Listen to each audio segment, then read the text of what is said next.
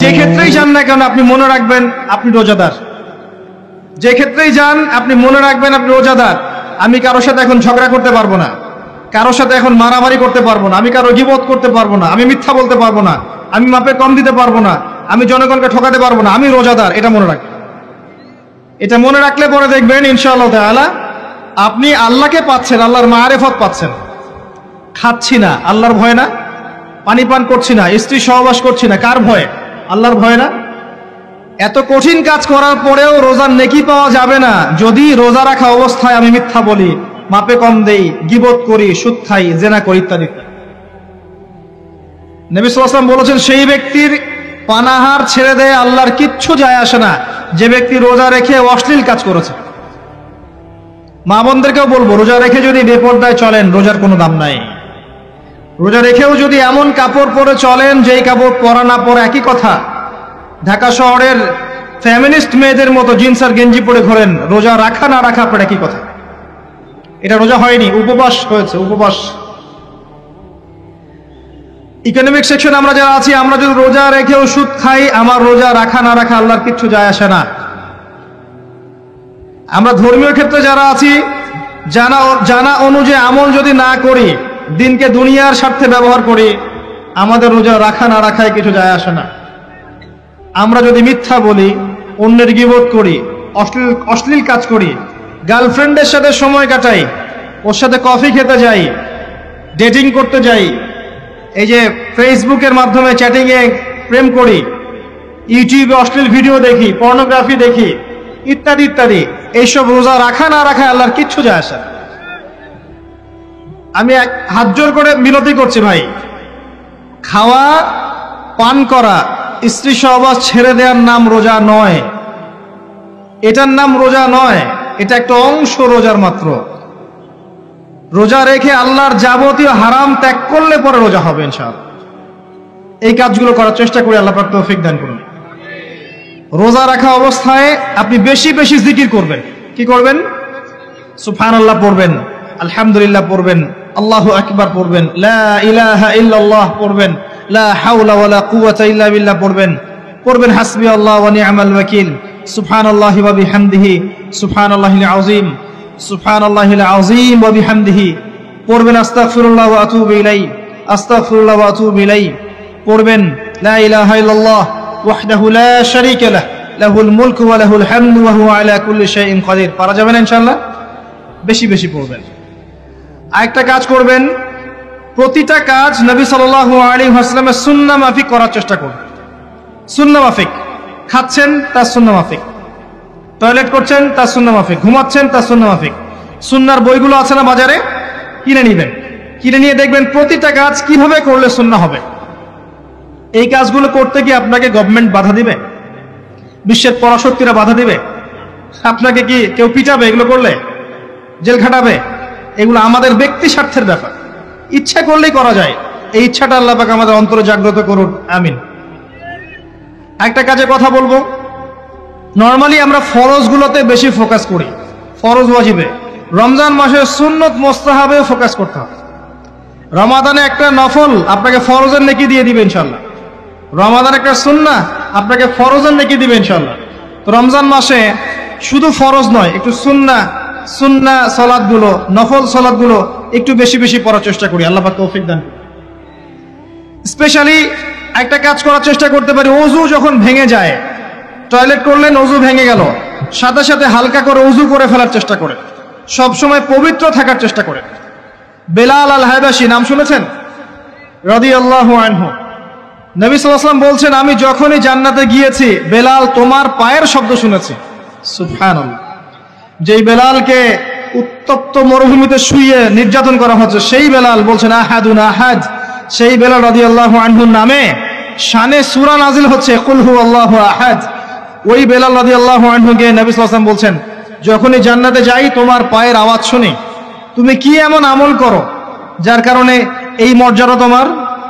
বেলাল রাদিয়াল্লাহু আনহু বলছেন, আমি তো স্পেশাল তেমন কোনো আমল করি না, আপনারা যা করেন আমিও তাই করি, তবে আমার যখনই ওযু ভেঙে যায় আমি ওযু করি, আর আমি ওই ওযু দিয়ে 2 রাকাত নামাজ পড়ি। এটাকে তাহিয়াতুল ওযুর নামাজ বলে।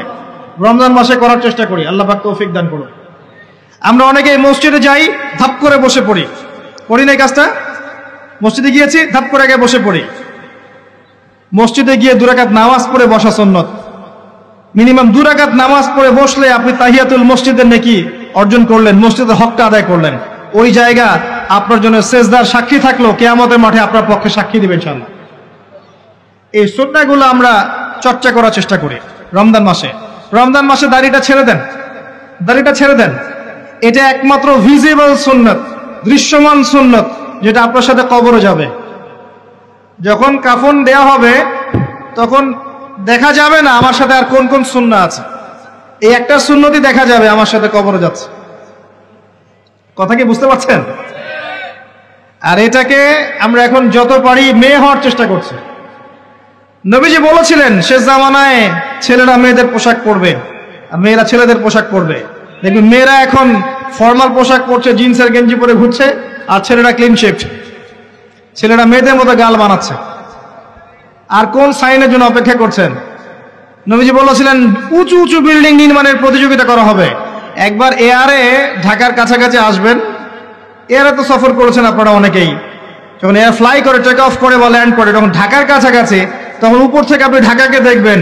কেন বলেছি this is the city of Akhiruzzaman? কেন বলেছি? নবীজি বলেছেন কিয়ামতের 2টা মেজর সাইন, 2টার মধ্যে একটা হচ্ছে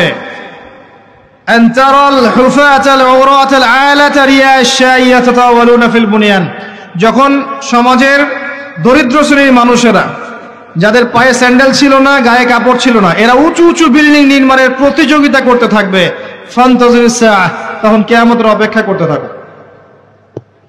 আজকে থেকে 100 বছর আগে ছিল এগুলা? 200 বছর আগে ছিল? সুবহানাল্লাহ। আর কোন সাইনের জন্য অপেক্ষা করছেন?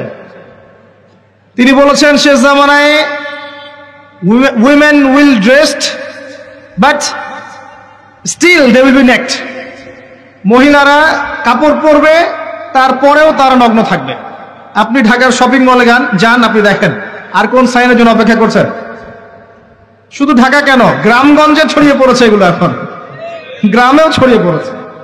গ্রামে আরো বেশি দেখা গেছে মাশাআল্লাহ। গ্রামে গিয়ে আমরা হতভাগ, সুবহানাল্লাহ। গ্রামের মেয়েগুলা, গ্রামের মেয়ে ঢাকা শহরের মেয়েকে পার করে ফেলেছে। বাদ দেন, ওইদিকে না যাই, ডিফারেন্ট টপিক। আমরা রমাদান মাসের সুন্নাহগুলো আমল করার চেষ্টা করি। তাহিয়াতুল মসজিদ আমল করার চেষ্টা করেন, তাহিয়াতুল ওযু আমল করার চেষ্টা করেন, বেশি বেশি জিকির করেন।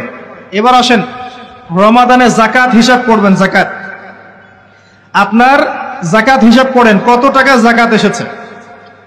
জাকাতের নিসাব জানেন তো? হ্যাঁ, 7.5 ভরি স্বর্ণ, রৌপ্য কত? 52.5 তোলা। আপনার এই চাষাবাদের ওসর আসে, ব্যবসায়িক পণ্য থাকলে, সঞ্চিত সম্পদ থাকলে সবকিছু হিসেব করে মুফতি সাহেব আছেন, কওমি মাদ্রাসার আলেমদের কাছে যাবেন, জাকাতের ক্যালকুলেশন করে নেবেন যে আমার এত টাকা জাকাত এসেছে। এভাবে জাকাতটা রমজান মাসে দিয়ে দেওয়ার চেষ্টা করেন।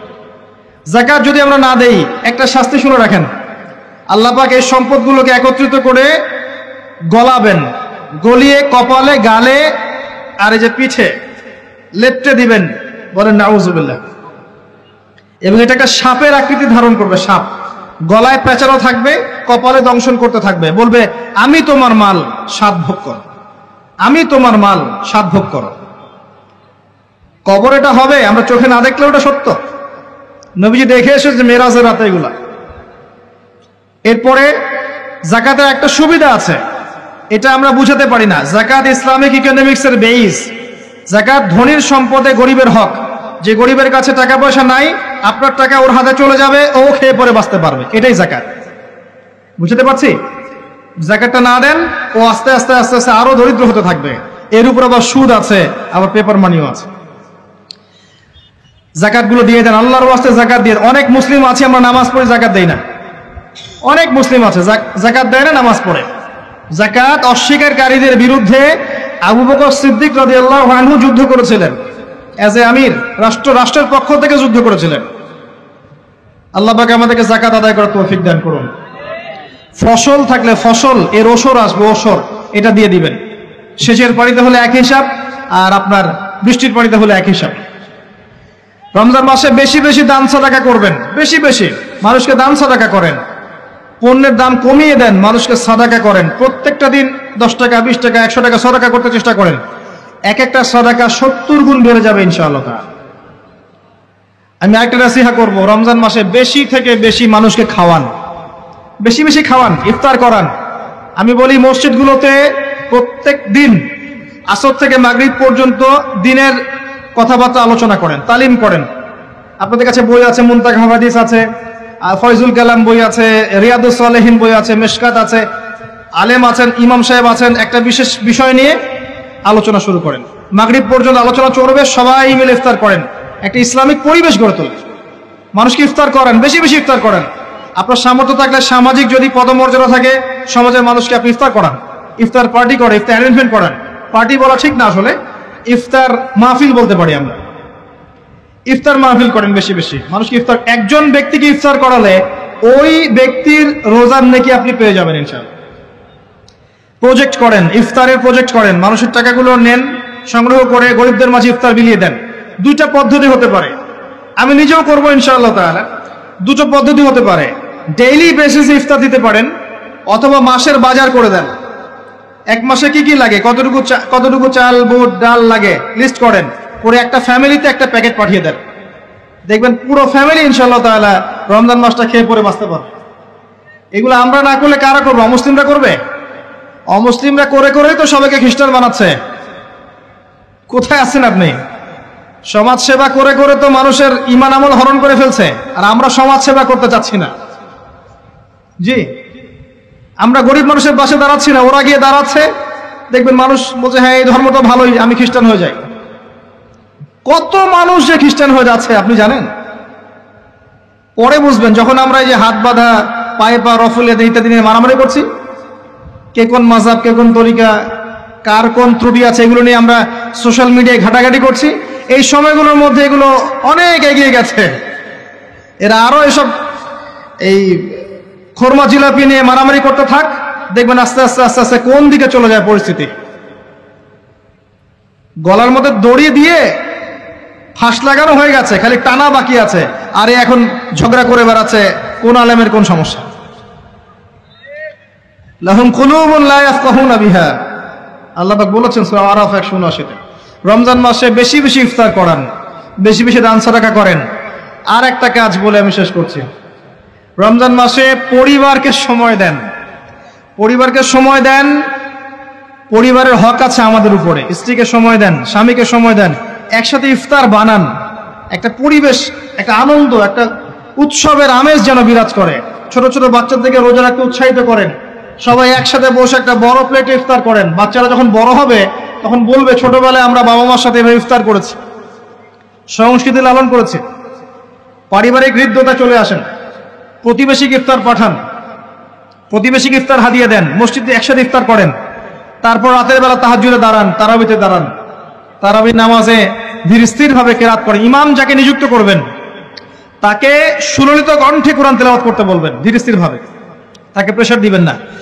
তার দায়িত্ব নিয়ে নেন, ইমাম হাফেজদের পুরো মাসের দায়িত্ব নেন, তার পরিবারের দায়িত্ব নেন। একটা সম্মানজনক হাদিয়ার ব্যবস্থা করে দিবেন, যাতে করে তারা নিশ্চিন্তে থাকে পুরো মাস, তাকে অন্যদিকে ফোকাস করতে না হয়। অন্য কান্ট্রিতে যখন কোনো সায়েন্টিস্ট থাকে, তার পরিবারের দায়িত্ব পুরো রাষ্ট্র নিয়ে নেয়, সে ঠান্ডা মাথায় গেলে গবেষণা করবে। একই প্রসেস, আপনি আলেম ওলামা ইমাম হাফেজদের দায়িত্ব নিয়ে নেন, তার পরিবারের দায়িত্ব নিয়ে নেন। হুজুর আপনি আপনার কাজ করেন, আমরা আপনার পরিবার দেখছি। তাকে আপনি কোরআন তেলাওয়াত করতে দেন, কোরআন হিফজ করবে, মানুষকে কোরআন শেখাবে, তারাবির নামাজ পড়বে, ইমামতি করবে, মানুষকে দার্স দিবে, খুতবা দিবে। আসেন যে মেজর পয়েন্টটা বাকি আছে সেটা বলি। তার আগে এটাও বলি যে ইফতার করার সময় বেশি খাবেন না। যদি আপনি বেশি খান তাহলে আপনি তারাবির নামাজে দাঁড়াতে পারবেন। আর একটা মেজর কথা, এটা লাস্ট পয়েন্ট, সেটা হচ্ছে এই মাসে কি নাজিল হয়েছে ভাই? কোন কারণে এই মাসটা সম্মানিত? এই মাসে আল্লাহর কিতাবকে সময় দিতে হবে, এই কিতাবকে সময় দিতে হবে। আল্লাহ রাব্বুল আলামিন বলেছেন এই কিতাবের মধ্যে সবকিছুর সমাধান আছে। আল্লাহ পাক বলেছেন এই কিতাবে কোনো সন্দেহ নাই। আল্লাহ পাক বলেছেন এই কিতাব আমাদের জন্য সুসংবাদ এবং শেফা, আরোগ্য, রহমা। এখন একটু বসেন, একটু সময় নেন। এই কিতাব প্রথমত আপনাকে তিলাওয়াত করা শিখতে হবে। রমজান মাস আসার আগেই আপনি তিলাওয়াত করা শিখে ফেলেন। যদি না জানেন, রমজান মাসে পুরো 1 মাস তাজবিদ শিখবেন স্থানীয় ইমামের কাছে। পারবেন না? 1 মাসের মধ্যে কোরআন তেলাওয়াত শেখা সম্ভব, 1 মাসে শেখা সম্ভব। বলছিলাম রমাদান মাস এবং লাইলাতুল কদরকে সম্মানিত করা হয়েছে একটা কারণেই, কারণ এই মাসে এই রাতে আল কোরআন নাজিল করা হয়েছে। এটাই কারণ। কোরআন কখন নাজিল হলো? যখন সমাজে সুদ আছে, মদ আছে, জেনা আছে, ব্যভিচার আছে, শিরক আছে, এরকম সমাজে প্রথম কি নাজিল হলো? পড়ো। প্রথমে নাজিল হয়নি শিরক করো না, প্রথমে নাজিল হয়নি যে সুদ খেও না, প্রথম আয়াত এটা ছিল না জেনা করো না, প্রথম আয়াত এটাও ছিল না মূর্তি পূজা করো না। হ্যাঁ, প্রথম আয়াত কি? ইকরা, পড়ুন। আল্লাহ পাক বুঝাতে চাচ্ছেন সমাজের জাহিলিয়াতকে দূর করতে হলে লেখাপড়ার কোনো বিকল্প নাই, এবং সেই পড়াশোনাটা হতে হবে আল্লাহর ওহীর আলোকে। যে ওহীটা আল্লাহ পাক নাজিল করেছেন এর বেসিসে আপনাকে পড়াশোনা করতে হবে। এই জ্ঞানটা দিয়ে আপনি সমাজ সংস্কার করতে পারবেন ইনশাআল্লাহ তাআলা। এর সাথে উপকারী জ্ঞানগুলো কি নিব না? অবশ্যই নিব। ওহীর জ্ঞানের সাথে, কোরআন সুন্নাহর জ্ঞানের সাথে আমি ইতিহাসের জ্ঞান নিব, আমি পলিটিক্যাল সায়েন্সের জ্ঞান নিব, আমি দর্শনের জ্ঞান নিব, জিওপলিটিক্সের জ্ঞান নিব, প্রয়োজনে আমি সায়েন্সের জ্ঞান নিব, আমি কমার্সের জ্ঞান নিব, আর্টসের জ্ঞান নিব, মেডিকেল সায়েন্স পড়বো, ইঞ্জিনিয়ারিং পড়বো, সবই পড়বো। কিন্তু বেসিকটা কি হবে? কোরআন, সুন্নাহ, ইসলাম। এরপর আপনি ডাক্তার হন, ইঞ্জিনিয়ার হন, পলিটিশিয়ান হন, সামাজিক নেতা হন, প্রশাসনের ক্যাডার হন, আপনার জন্য মোবারকবাদ। আপনি যেখানেই যাবেন সেখানেই বরকত ছড়াবেন ইনশাআল্লাহ। যে পলিটিশিয়ানের ভিতরে তাকওয়া আছে তার দ্বারা দুর্নীতি সম্ভব না। যে প্রশাসনের কর্মকর্তার ভিতরে তাকওয়া আছে সে ঘুষ নিতে পারবে না, দুর্নীতি করতে পারবে না। যে আলেমের ভিতরে তাকওয়া আছে সে দিনকে দুনিয়ার বিনিময়ে বিক্রি করবে না। যে ডক্টরের ভিতরে তাকওয়া আছে সে ডাক্তার হবে, কসাই হবে না। যে ইঞ্জিনিয়ারের ভিতরে তাকওয়া আছে সে দেখবেন সত্যিকারের প্রকৌশলী হবে, সে কিন্তু চোর হবে না। ভিতরটা চেঞ্জ করতে হবে, ভিতরটা। এর নাম তাকওয়া। ভিতরটা চেঞ্জ করবে একটা জিনিস, আল্লাহর ওহী, কোরআন এবং সুন্নাহ, ইসলাম। এটা আপনার ভিতরকে পরিবর্তন করবে। আর আমরা অনেক বড় বড় কথা বলি অনেক সময়, কিন্তু মূল কাজটা হচ্ছে ভিতরটা পরিবর্তন করা। আমাদের সবার সাথে যার যার কলব যাবে, যার যার আমল যাবে। আল্লাহ পাক আমাকে কলার চেপে ধরে বলবেন না যে বাংলাদেশে ইসলামী খেলাফত কায়েম করে আসো নাই কেন। এটা আল্লাহ পাক আমাকে বলবেন না। আল্লাহ পাক বলবেন তোমাকে যে দায়িত্ব দিয়েছিলাম ওই দায়িত্ব ঠিকঠাক মতো পালন করেছো কিনা। আল্লাহ পাক এটা বলবেন না। বেসিকে আসেন, নিজের আত্মশুদ্ধি, এটা বেসিক। আলাইকুম আনফুসাকুম, নিজের নফসের খবর নাও, নিজের নফসটাকে পবিত্র করো, নিজের নফসের মধ্যে হিংসা ত্যাগ করো, বিদ্বেষ ত্যাগ করো, অহংকার ত্যাগ করো, রিয়া ত্যাগ করো, দুনিয়ার মোহ ত্যাগ করো। নিজের নফসের মধ্যে বেশি বেশি পরকালের ফিকির আনো, জিকির করো বেশি বেশি, কোরআন বেশি বেশি তেলাওয়াত করো, হালাল খাও, আদর্শ পরিবার গঠন করো, তাওহীদে থাকো, সুন্নতে থাকো, ইনশাআল্লাহ হাসতে হাসতে জান্নাতে চলে যাবেন। একটা হাদিস আমি পড়েছি ফয়জুল কালাম বইয়ের মধ্যে, গতকালকে মাহফিলে বলেছিলাম, আপনাদেরকে বলছি। মাদ্রাসায় পড়ানো হয় ক্লাসিক্যাল একটা বই ফয়জুল কালাম, সবাই কিনতে পারেন, হাদিসের বই। চমৎকার কিছু হাদিস আছে। এখানে একটা হাদিস আছে আমাদের জন্য সুসংবাদ। নবী সাল্লাল্লাহু আলাইহি ওয়াসাল্লাম বলছেন, হে সাহাবীরা, তোমরা এমন একটা যুগের মধ্যে বাস করছো যেই যুগে কেউ যদি ইসলামের 10% ছেড়ে দেয় সে ধ্বংস হয়ে যাবে। সাহাবীদেরকে বলছেন তোমরা এমন একটা যুগে বাস করছো এই যুগে ইসলামের 1/10 কেউ ছেড়ে দিলে সে ধ্বংস হয়ে যাবে। কিন্তু তোমাদের পরে এমন একটা যুগ আসবে যেই যুগে মানুষ যদি 1/10 ধরে রাখতে পারে, 10% ধরে রাখতে পারে, তাহলেই নাজাত পেয়ে যাবে ইনশাআল্লাহ। আমরা সেই যুগে আছি না? আমাদের চতুর্দিকে ফিতনা নয় কি?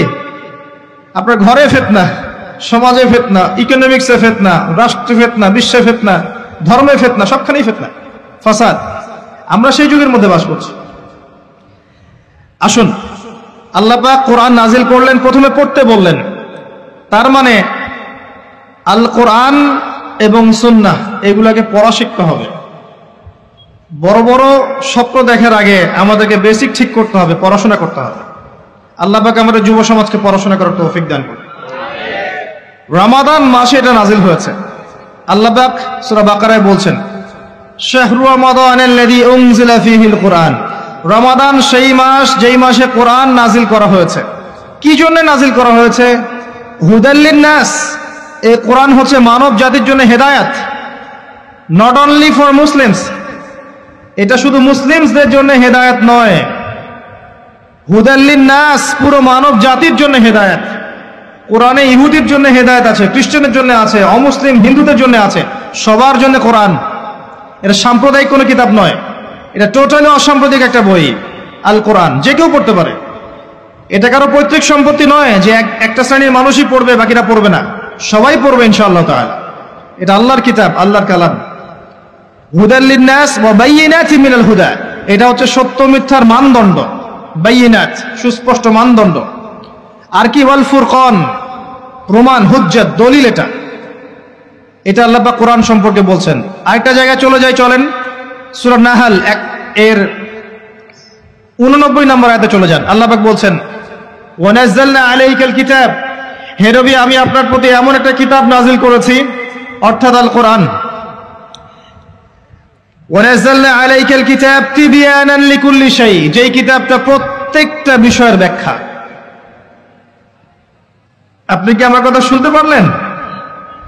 আল্লাহ বলছেন কোরআন প্রত্যেকটা বিষয়ের ব্যাখ্যা।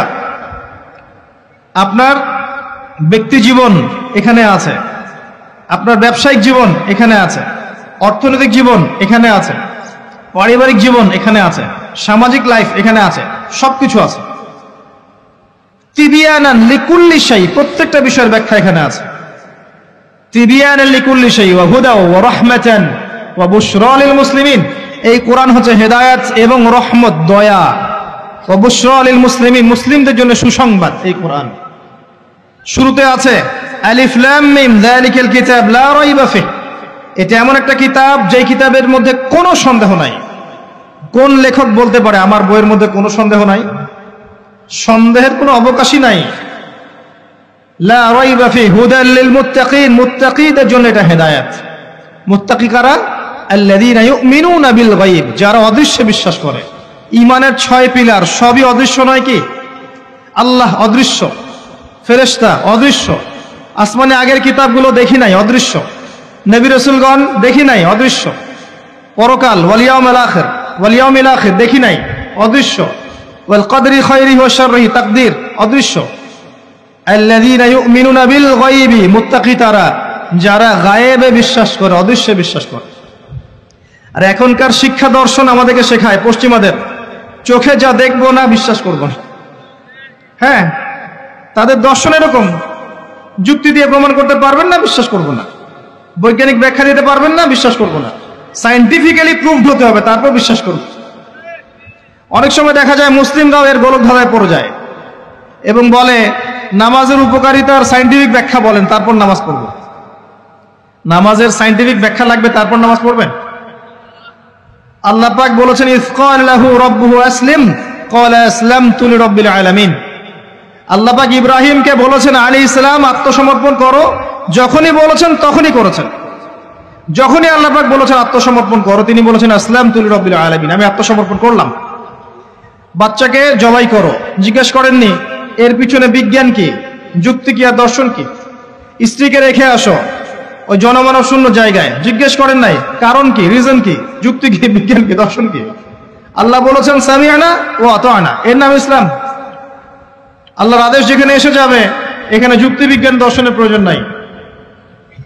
এই কনসেপ্টে আপনাকে মৌলবাদী হতেই হচ্ছে, কিছু করার নাই, কারণ মৌলিক বিষয় আপনাকে মেনে চলতে হবে। হ্যাঁ, প্রত্যেকটা বিষয়কে আপনি ব্যাখ্যা করতে পারবেন যদি সেই জ্ঞান আপনার কাছে থাকে, কিন্তু যুক্তি বিজ্ঞান দর্শনের সীমাবদ্ধতা আছে, সবকিছু ব্যাখ্যা করতে পারে না। ভালো করে শিক্ষা দর্শন হজম করে তারপর পড়াশোনা করেন, অন্যথায় আপনারা দাড়ি টুপি নিয়েও অনেক সময় দেখবেন এই যে এটা কি বলে, এথিজমের দিকে যাচ্ছেন, নাস্তিকতার দিকে যাচ্ছেন। আসেন মূল জায়গায় আসি। আল্লাহ রাব্বুল আলামিন কোরআন সম্পর্কে কথা বলছেন, লা রাইবা ফিহ, এর মধ্যে কোনো সন্দেহ নাই।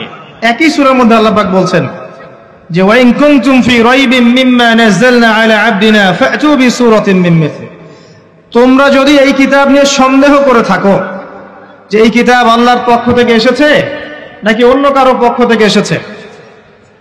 তোমরা যদি এই কিতাব সম্পর্কে সন্দেহ পোষণ করো যেটা কি আল্লাহর পক্ষ থেকে এসেছে না অন্য কারো পক্ষ থেকে এসেছে, তাহলে এর মতো কিছু আয়াত নিয়ে এসে দেখাও, একটা সূরা রচনা করে দেখাও।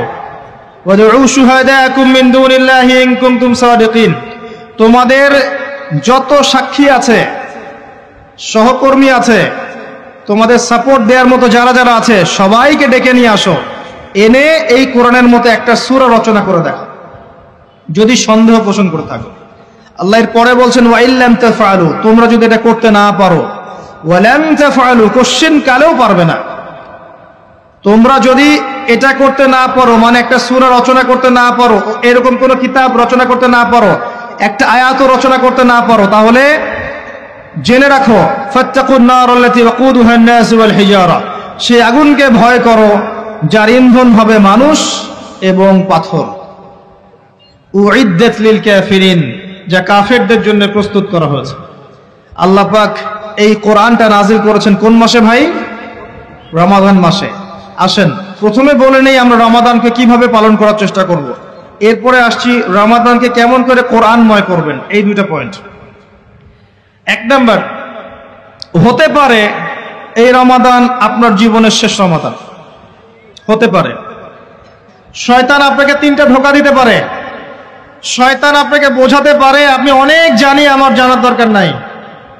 শয়তান বোঝাতে পারে আমার বয়স হয়ে গেছে, আমার দ্বারা হবে না। শয়তান বোঝাতে পারে আমার অনেক সময় পড়ে আছে, পরে শিখে নিব। আল্লাহর ওয়াস্তে শয়তানের ধোঁকায় পড়বেন না। এই মাসে কোরআন শেখেন, কে জানে আপনি আগামী মাস পান কিনা। কোরআন শিখে নেন, রমজান মাসে তেলাওয়াত করে শিখে নেন, কি পাবেন। কয়েকটা হাদিস বলছি। নবী সাল্লাল্লাহু আলাইহি ওয়াসাল্লাম বলেছেন এই কোরআন আপনার পক্ষে দলিল হবে অথবা বিপক্ষে দলিল হবে। হুজ্জাতুন লাকা ওয়া আলাইক, আপনার জন্য শাফিউল লিআসহাবি, এটা সুপারিশকারী হবে আপনার জন্য। প্রত্যেক হরফে আপনি 10টা করে নেকি পাবেন।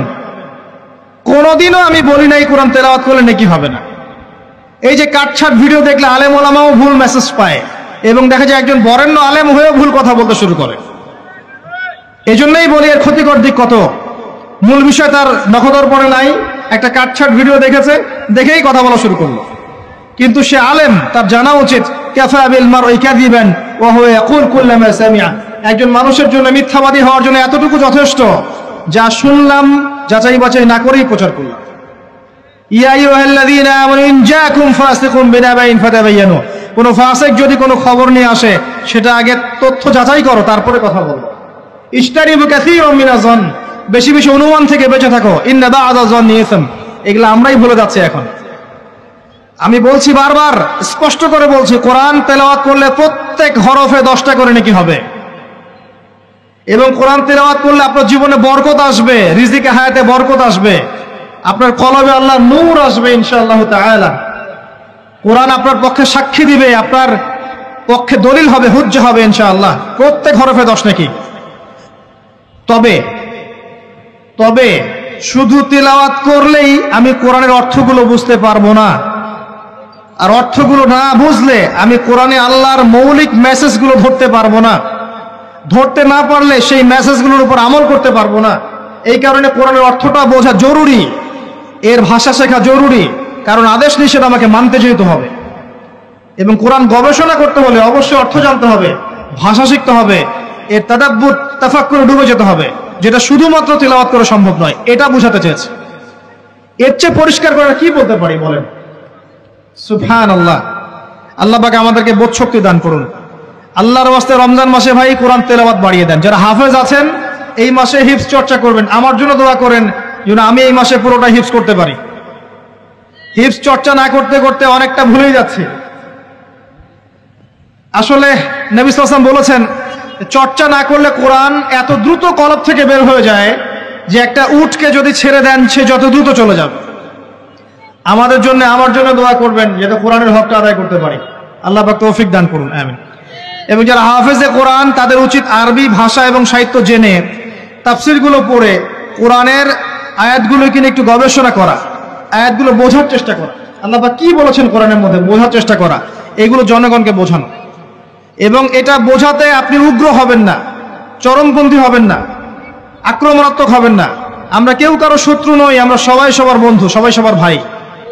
আমরা সবাই সবার ভাই, এক উম্মাহ, ওয়ান উম্মাহ নেশন। তাই আমরা কোরআনের মৌলিক মেসেজগুলো যুগোপযোগী ভাবে সবার সামনে তুলে ধরবো, উপস্থাপন করব, মানার জন্য ফোর্স করব না। যাকে আল্লাহ পাক হেদায়েত দিবেন সে মানবে ইনশাআল্লাহ, যাকে আল্লাহ পাক হেদায়েত দিবেন না সে মানবে না, তার হিসাব সে দিবে, আমার কোনো দায় দায়িত্ব নেই। আর সর্বশেষ কথা হচ্ছে, আল কোরআন এর মধ্যে অনেক আদেশ এবং নিষেধ আছে। রমজান মাসে আমরা যদি কোরআন পড়ি আর বুঝি, কিন্তু কোরআনের আদেশ আর নিষেধগুলোকে ফলো না করি, না মেনে চলি, তাহলে আদতে কোরআনের হকটা আদায় হচ্ছে না। এবং এই কোরআনের মেসেজ আমাদেরকে মুসলিম অমুসলিম সবার দ্বারে দ্বারে পৌঁছে দিতে হবে ইনশাআল্লাহ তাআলা। যেভাবে কোরআনের দাওয়াতের ফলে, হাদিসের দাওয়াতের ফলে নবী সাল্লাল্লাহু আলাইহি ওয়াসাল্লাম আইয়ামে জাহিলিয়াতের সেই জাহিলিয়াতকে দূর করে আলোকিত সমাজ প্রতিষ্ঠা করেছিলেন, ইনশাআল্লাহ আজও সম্ভব এই কোরআন সুন্নাহর দাওয়াতকে দিয়ে আজকের সমাজে চলমান জাহিলিয়াতগুলোকে দূর করে আলোকিত বাংলাদেশ প্রতিষ্ঠা করা। আল্লাহ পাক আমাদেরকে তৌফিক দান করুন, আমিন। আমি আমার আলোচনা এখানে শেষ করছি, আজকে আর লম্বা করছি না। আপনারা কষ্ট করে এসেছেন, বসেছেন, আলোচনা শুনেছেন, আদবের সাথে বসেছেন, শৃঙ্খলা রক্ষা করেছেন। আমরা দোয়া করি আল্লাহ পাক আপনাদের সবার নেক হায়াত, হালাল রিজিকে আল্লাহ পাক প্রশস্ত করুন। আমাদের সবাইকে আল্লাহ পাক রমজানে পৌঁছে দিন, রমজানে বেশি বেশি রোজা রাখার তৌফিক দান করুন। রমজান মাসে আমাদেরকে আল্লাহ পাক যাকাতগুলো দিয়ে দেওয়ার তৌফিক দান করুন, বেশি বেশি জিকির আজকার করার তৌফিক দান করুন, কোরআনের হকগুলো আদায় করার তৌফিক দান করুন, প্রত্যেক দিন এক পারা করে কোরআন পড়ার তৌফিক দান করুন, এবং আমাদের পরিবার বর্গগুলোকে আল্লাহ পাক হেদায়েত দান করুন।